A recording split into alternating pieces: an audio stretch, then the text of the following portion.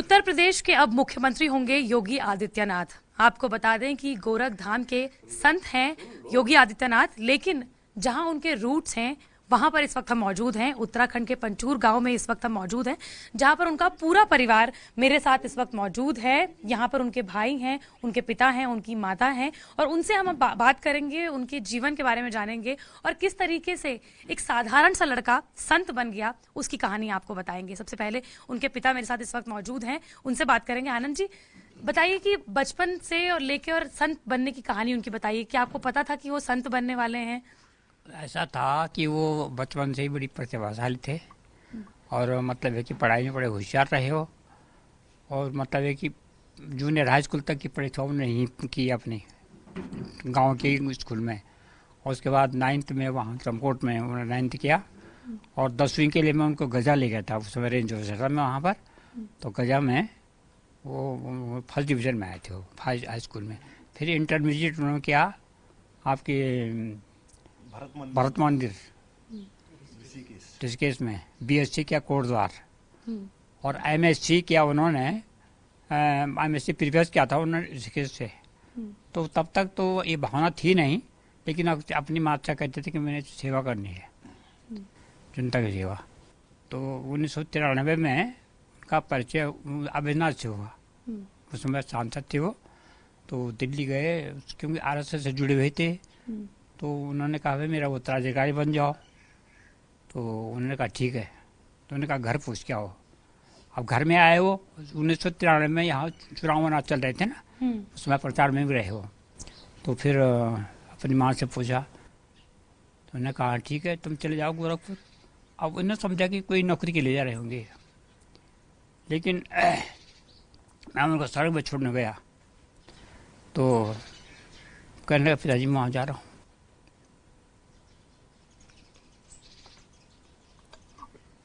तो आज गर्व है आपको, आपकी आंखें नम है, हम देख सकते हैं आपको।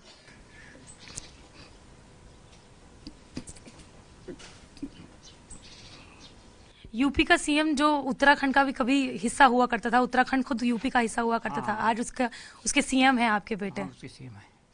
आज मैं बहुत खुश हूँ, मुझे प्रसन्नता बड़ी भारी है कि वो उस पद पर पहुँच गए।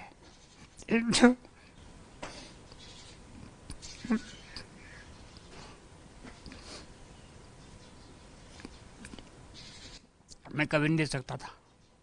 तो मुझे खुशी है कि उन्होंने कम से कम क्षेत्र का नाम रोशन किया, हमारा नाम रोशन किया, और एक अच्छे उस पे पद पर पहुँचे हुए हैं। तो उनकी पहले से भावना ऐसी थी कि मैं जनता की सेवा करनी है, और वो अवसर आ गया है। मेरा उनको रहता था कि देखो सेवा करो, लेकिन ऐसा करो कि सामाजिक एकता। और न्यूज़ ने वही नारा दिया बाद में, सबको साथ लेके चलो। तो वही उनका प्रोग्राम बन गया, सब ठीक ठाक है। और कल आपने इंटरव्यू सुना होगा उनका, तो उस समय वही बोल रहे थे वो कि हमारा एक ही प्रोग्राम है, हम सबके साथ सबको लेकर के चलेंगे। तो मुझे उम्मीद है कि वो बड़ी सफल सीएम होंगे उत्तर प्रदेश। ये कहा जाता है कि जब भी किसी शहीद के बारे में या किसी बलिदानी के बारे में या किसी संत के बारे में कहा जाता है, तो कहा जाता है कि संत हो लेकिन अपने घर से ना हो। लेकिन आपके घर से एक संत हुआ है, अपने बच्चे को हर कोई मैरिड लाइफ देखना चाहता है, उसकी सुख शांति चाहता है। तो ऐसे में टफ डिसीजन था कि क्या करेगा, एक अलग जगह में, उत्तराखंड से बहुत दूर गोरखपुर है, वहां पर जाके रहेगा, वहां पर किस तरीके से काम करेंगे, इस तरीके की कोई भावना थी आपके अंदर? मेरे अंदर थी, हमें दुख तो हुआ, लेकिन अब इतनी प्रसन्नता हो रही है कि हम भूल गए सारे दुख को। इतने दिनों की, इतने सालों की जो आप लोगों की तपस्या थी, अब वो सफल हुई। हाँ, वो सफल हो गई बिल्कुल। और जैसे शास्त्र में कहा गया है ना कि परिवार में एक संत जो है वो कई खानदान को तार देता है, तो वही बात है ये। और मुझे खुशी है कि वो जो हैं इस समय मतलब है कि देश की सेवा में लगे हुए हैं और अच्छे पद पर पहुंच गए हैं, और जनता के मतलब है कि बड़ी जनता उनको बहुत चाहती है। इसलिए आपने देखा होगा कि अभी वहाँ से जो आए थे ना, यहाँ कैंडिडेट बना करके भेजे थे, सब ने हाथ खड़े कर दिया अपने कि हमारे बस का नहीं है। वहाँ तो बिल्कुल रहता कि केंद्र में मोदी और यहाँ योगी तो चल रहा था। मुझे बड़ी खुशी है और मैं तो कल से बहुत खुश हूँ।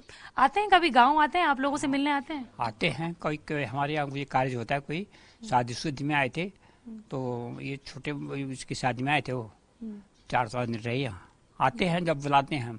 अवैधनाथ जी ने कह रहा था उस समय, जिस समय हम वहाँ गए थे, कहने लगा ऐसा है इनके लिए कोई प्रतिबंध नहीं कराने के लिए, घर आएंगे ये और आप लोगों से मुलाकात करेंगे।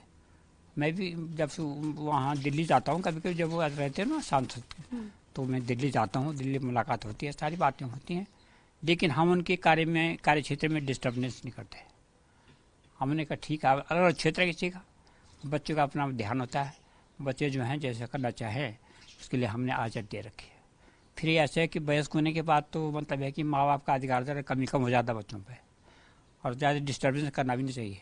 बच्चे अपनी इच्छा से काम करें तो बड़ी अच्छी बात है, बस ये है मेरा।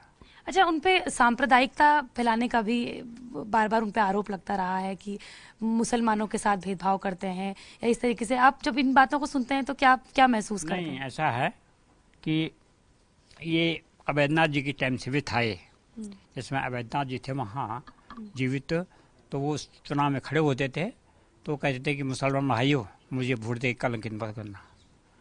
अब वही इन पे लक्षण आ गए, लेकिन मैंने इनको समझाया, मैंने कहा ऐसा है आप उच्च पद पर जाएंगे तो कम से कम अपने को संभाव रखो लोगों के साथ में, मुँह से मत बोलो, न व्यवहार बुरा व्यवहार करो, क्योंकि उत्तर प्रदेश जो है यहाँ तो 1/3 मुसलमान हैं, तो अगर उनसे भेदभाव किया जाए तो 1/3 खत्म हो गई।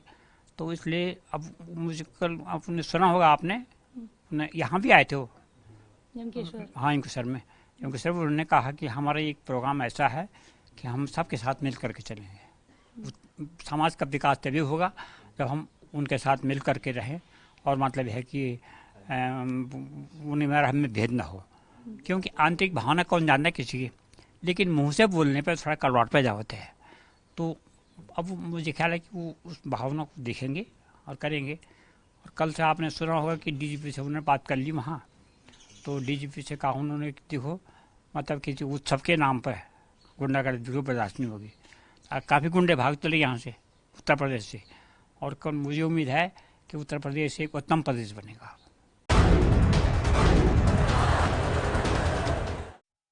आंखें बहुत नम है आपकी, और हम देख रहे हैं आपको, बेटा जो है वो सीएम बन गया है। बात हुई आपसे उनकी इसके बाद, सीएम बनने के बाद क्या कहा उन्होंने आपसे? नहीं हुई बात नहीं हुई अभी तक? बात करना चाहेंगी उनसे जब वो सीएम बन जाएंगे? अपने आप बोल देते, अपने आप बोल दे। कभी आते हैं, घर आते हैं, आपसे बात करते हैं? क्या बात करते हैं? आपसे लगाव रहा है उनका? और जब उन्होंने कहा कि संत बनना है उनको, जैसे उन्होंने कहा कि आपको लगा कि वो नौकरी करने जा रहे हैं गोरखपुर, लेकिन जब बाद में पता चला कि अब शादी नहीं करेंगे, संत रहेंगे, उसके बाद कैसा महसूस हुआ? क्योंकि हर माँ चाहती है कि बेटा शादी कर ले, सेटल हो जाए। फिर क्या बोलता?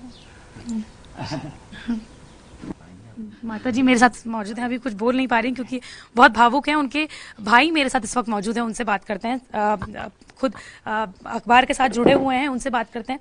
आप बताइए, अपनी यादें बताइए उनके साथ, आपने जब उनके साथ, आप छोटे भाई हैं उनके साथ। मैं उस समय काफ़ी छोटा था, मुझे तो पूरी तरह से याद भी नहीं है। अगर यादों की बात करें तो बड़े भाई हैं, वो अच्छी तरह से बता सकते हैं। जब होश संभाला तब तक महंत बन चुके थे, उत्तराधिकारी गोरखपुर मंदिर के। तो जब यहाँ पे जब घर में भी शुरू से ही कम रहे हैं, जो उनकी पढ़ाई लिखाई हुई है, हाँ, सब बाहर हुई है।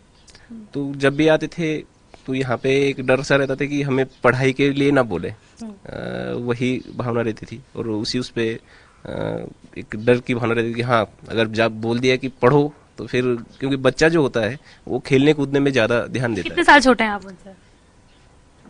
मैं 14-15 साल छोटा हूँ। आप लोग गांव में रहते हैं, एक जो आप लोगों का जीवन जो पहले था उनके समय पे, आप आज भी उसी पर कायम है। कभी मन नहीं हुआ कि आप उनके साथ जाएं, उन्हीं की जो उनके साथ जीवन है, या उनके सांसद होने का आप लोग भी लुत्फ उठाएं?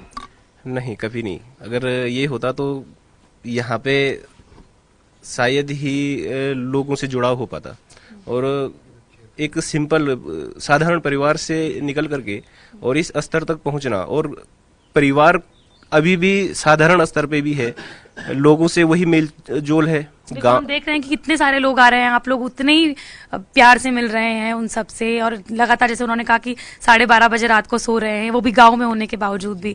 तो ऐसे में क्यों सांसद होने का आप लोगों ने भी ये नहीं सोचा कि आप लोग भी दिल्ली सेटल हो जाएं या गोरखपुर सेटल हो जाएं? अगर सब यहाँ से पलायन कर जाए तो फिर पहाड़ों में रहेगा कौन? और यहाँ पे जो उनका मूल उद्देश्य था, जब यहाँ पे पहली बार आए थे तो उन्होंने यहाँ के पहाड़ों की स्थिति को देखा कि बिल्कुल बंजर पड़े हुए हैं खेत। उन्होंने कहा कि यहाँ पे पेड़ लगाइए आप लोग, और यहाँ पे पशुपालन को बढ़ावा दीजिए, इससे जो पलायन है वो धीरे धीरे करके रुक जाएगा। तो अगर सब लोग यहाँ से चले जाएंगे तो फिर यहाँ पहाड़ों में रहने का औचित्य क्या है? जो उत्तराखंड है, उत्तराखंड बनाने का उद्देश्य यही था कि यहाँ के जो लोग हैं वो यहीं पे रहें। और हम भी चाह रहे थे कि हम यहाँ से देहरादून या ऋषिकेश चले जाएं, लेकिन पिताजी ने कहा नहीं, यहाँ पे रहना है, गांव में ही रहना है, गांव में ही रह करके, क्योंकि हमारी जो रिश्तेदारी है, हमारे जो लोग हैं वो सारे गांव में ही हैं।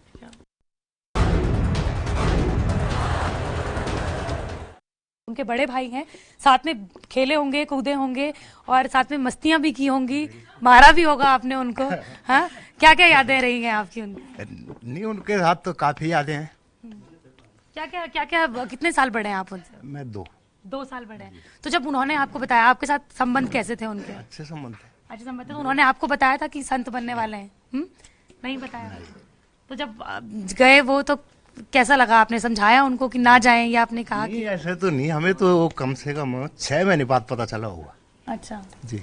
तब आपने बोला कि क्या किया ये, या 6 नहीं, 6 महीने बाद तो कहाँ, वो भी पिताजी गए थे, उसके बाद तो महसूस नहीं था हमको। अच्छा, तो उसके बाद आते हैं, अभी घर आते हैं, तो क्या कहते हैं गांव के बारे में, क्या कहते हैं? और आप लोगों ने क्यों यही लाइफस्टाइल क्यों चुनी कि आप लोग घर पे ही रहेंगे, अपने गांव में रहेंगे, गांव से जुड़े रहेंगे?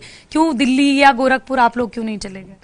नहीं, हम पहले से यहाँ पे हैं, तो आते हैं, वो भी, उनको भी अच्छा लगता है। फिर यहाँ पे अभी आए थे, अभी इस चुनाव पे भी यहाँ आए थे गाँव पे। तो आते हैं, घर पे रहते हैं? हाँ, 2 दिन रुके, 2 दिन रुके थे, घर पे ही रुकते हैं।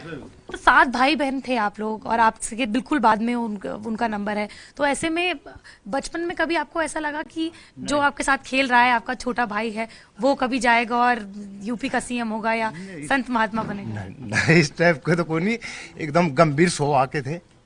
बाकी तो इस टाइम में कोई वो नहीं होती। तो वो ग्रेजुएशन में या जब अपनी पोस्ट ग्रेजुएशन में थे उस वक्त? तो ऋषिकेश तो साथ ही थे, हम दोनों साथ ही रहते थे। अच्छा, तो उस टाइम भी ऐसा कुछ नहीं था। तो उसके बाद ही देखो, आप बहुत भावुक लग रहे हैं, हम देख रहे हैं कि आप बहुत भावुक हैं। क्या करा, मतलब एक खुशी के वो खुशी है यहाँ पर जी।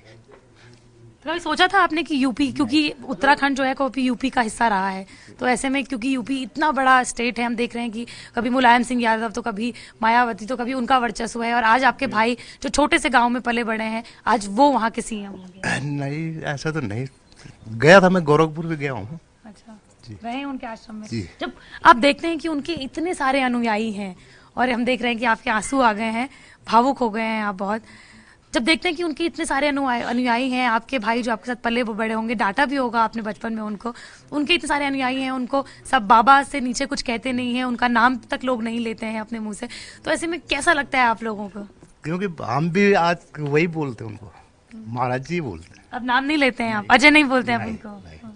महाराज जी, सब महाराज जी बोलते हैं। ये है एबीपी न्यूज, आपको रखे आगे।